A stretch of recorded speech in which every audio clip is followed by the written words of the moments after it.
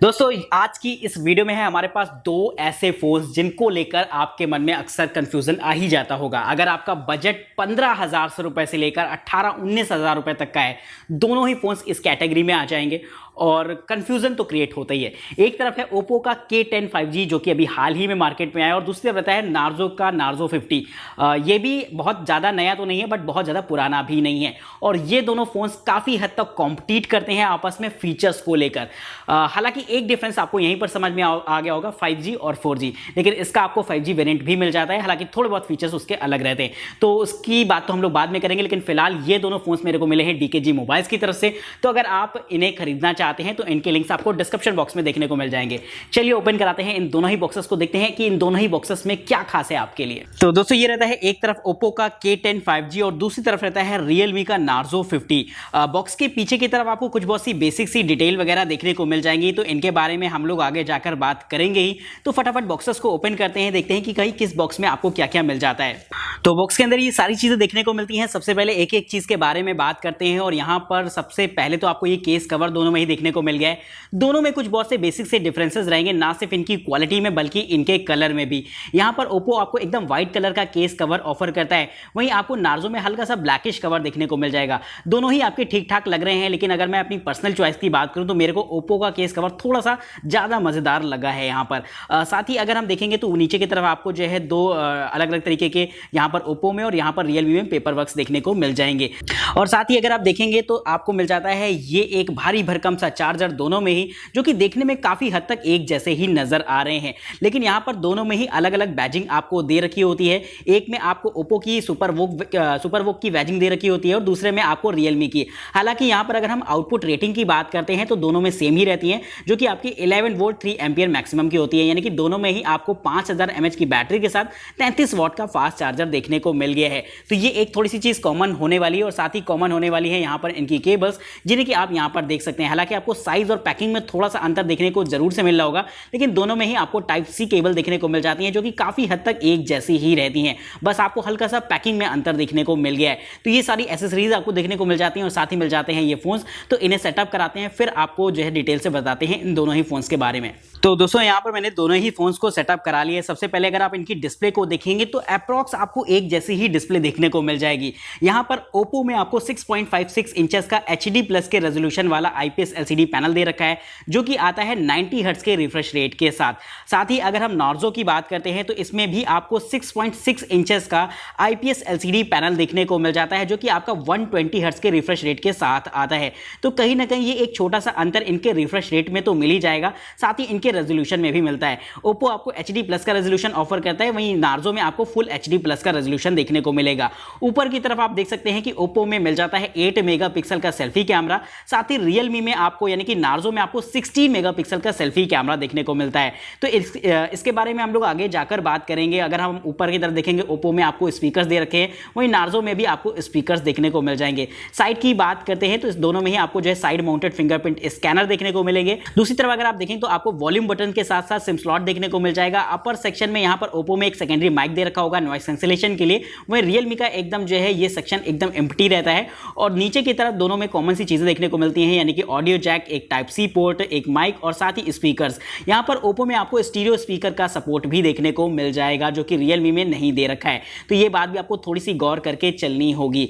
लेकिन सबसे ज्यादा मजा आने वाला है इनके बैक पैनल में, क्योंकि यहाँ पर आपको काफी सिमिलरिटीज और डिफरेंसेस दोनों ही देखने को मिल जाएंगे। सबसे पहले अगर हम लुक की बात करते हैं तो आप देख सकते हैं दोनों में ही आपको हल्की सी शाइन दे रखी होती है। अप्रॉक्स आप मैट फिनिश मानकर चल सकते हैं। प्लास्टिक बैक रहता है इसका, लेकिन कहीं ना कहीं ओप्पो का जो कैमरा सेटअप है वो काफी ज्यादा एट्रैक्टिव है रियलमी की तुलना में। हालांकि रियलमी में आपको ट्रिपल कैमरास दे रखे होते हैं, जो कि आपके 50+2+2 मेगापिक्सल के होते हैं, लेकिन ओप्पो में आपको डुअल कैमरास ही देखने को मिल जाएंगे, जो कि आपके 48+2 मेगापिक्सल के होते हैं। और इन दोनों ही कैमरा से आप जो है 1080 पिक्सल की वीडियो 30 FPS पर रिकॉर्ड कर सकते हैं। लेकिन कैमरा सेटअप में एक बड़ा अंतर होने की वजह से इनके लुक में काफी काफ़ी अंतर आ रहा है। और ओप्पो में आपको डुअल एलईडी फ्लैश के भी ऑप्शन देखने को मिल जाते हैं जो कि इसे थोड़ा सा और खास बना देते हैं। और यहाँ पर नार्जो में आपको एक सिंगल एलईडी फ्लैश दे रखा होता है। नीचे की तरफ आपको ब्रांडिंग देखने को मिल जाएगी। चलते हैं भाई फोन के अंदर बात करते हैं कि भाई और आपको क्या क्या देखने को मिल जाता है। तो यहाँ पर आपको सेटिंग में देखने को मिल जाती हैं बहुत सारी चीज़ें।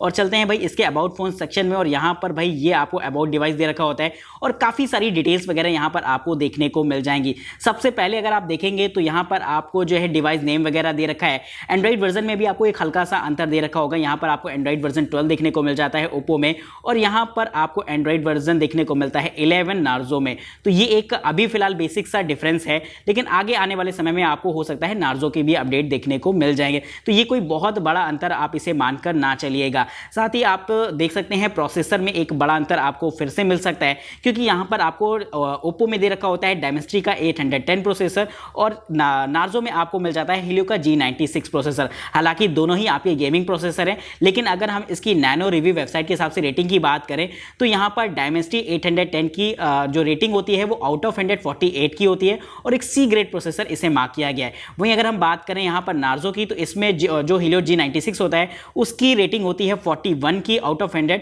और एक सी ग्रेड प्रोसेसर इसे भी मार्क किया गया है आज की तारीख में।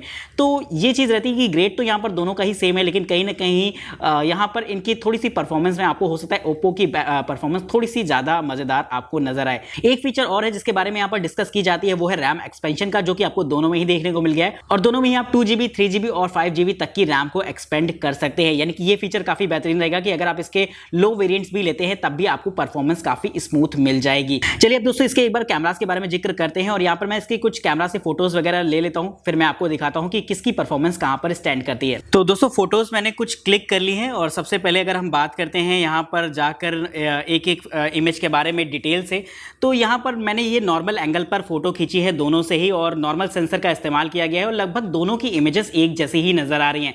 हालांकि 48 मेगापिक्सल और 50 मेगापिक्सल में कोई बहुत बड़ा अंतर नहीं होता है, और ये चीज़ आप साफ साफ यहाँ पर देख भी सकते हैं कि कोई आपको डिफरेंसेस यहाँ पर फील नहीं होंगे।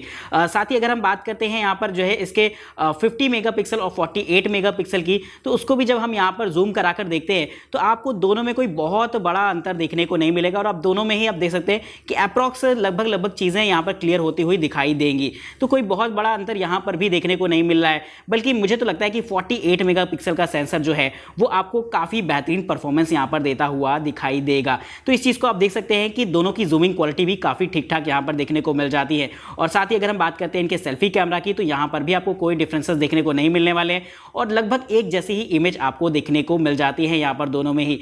ओवरऑल मेरे को लग रहा है कि कोई भी खास डिफरेंस देखने को नहीं मिले हैं, और दोनों के ही कैमरास लगभग एक जैसे रहते हैं। यानी कि यहाँ पर कॉन्फ़िगरेशन में भले ही कितना भी अंतर क्यों ना हो, कैमरा की परफॉर्मेंस में मेरे को कोई बहुत बड़ा अंतर देखने को नहीं मिला है। अभी आप इसे कुछ इमेज सैंपल वगैरह देख रहे होंगे, कमेंट करके बताइएगा कि आपको इसकी ओवरऑल इमेज परफॉर्मेंस कैसी लगी है। अब बात करते हैं दोस्तों, यहाँ पर फिंगरप्रिंट स्कैनर दे रखा होता है, और थोड़ा सा अनबेस्ड कंपैरिजन इसलिए होने वाला है क्योंकि यहाँ पर मैं थंब लगाऊंगा और यहाँ पर ये फिंगर, जो कि कहीं ना कहीं थोड़ा बहुत डिले हो सकता है, लेकिन एक साथ लगाने की कोशिश करते हैं, और जैसे ही लगाते हैं तो कहीं ना कहीं आप देख रहे हैं दोनों साथ में ओपन हो रहे हैं, कोई दिक्कत वाली बात यहाँ पर नहीं आ रही है। हालांकि मैं यही कहूँगा कि यहाँ पर ये फिंगर थोड़ा सा देर में लगती है, तो हो सकता है आपको थोड़ा सा ओप्पो में डिले फील हो, लेकिन ऐसा यहाँ पर फील हो नहीं रहा है। तो ये एक बहुत अच्छी बात रहेगी इसके कैमरा में। इसके बाद अगर हम बात करते हैं फेस लॉक की, तो जैसे ही हम अपने सामने लाते हैं तो दोनों के ही लगभग लॉक एक साथ ओपन हुए हैं।